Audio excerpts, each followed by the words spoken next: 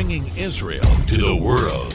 This is IBN News. With news of Israel, I'm Susan Michaels. Hamas this week announced they had sentenced 2 Palestinians to death for allegedly collaborating with Israel. The Hamas military tribunal ruled that it is its duty to protect Palestinian society from the scourge of cooperation with the enemy.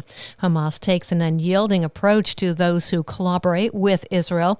In October, they sentenced 6 Palestinian informants to death, and in 2018, Hamas military court sentenced 6 people to death for espionage, including a woman.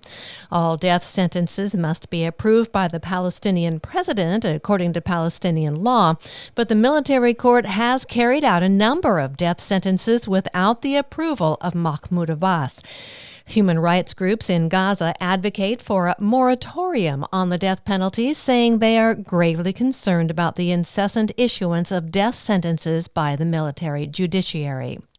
At least 78 suspected arms dealers have been arrested as part of Israel's largest ever police action against illegal weapons.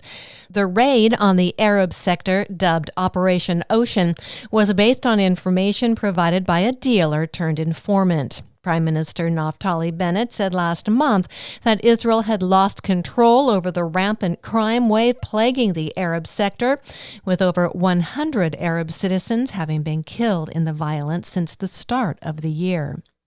5 European countries have voiced serious concern at Israel's designation of 6 Palestinian civil society organizations as terrorist groups after a Security Council meeting early this week. A statement from Estonia, France, Ireland, Norway, and Albania said the listings have far-reaching consequences for the organizations in political, legal, and financial terms. They also said they will study carefully information provided by Israel on the basis for the designations. And Israel says it will fast-track evacuation of some Ethiopian Jews waiting in refugee camps in Ethiopia.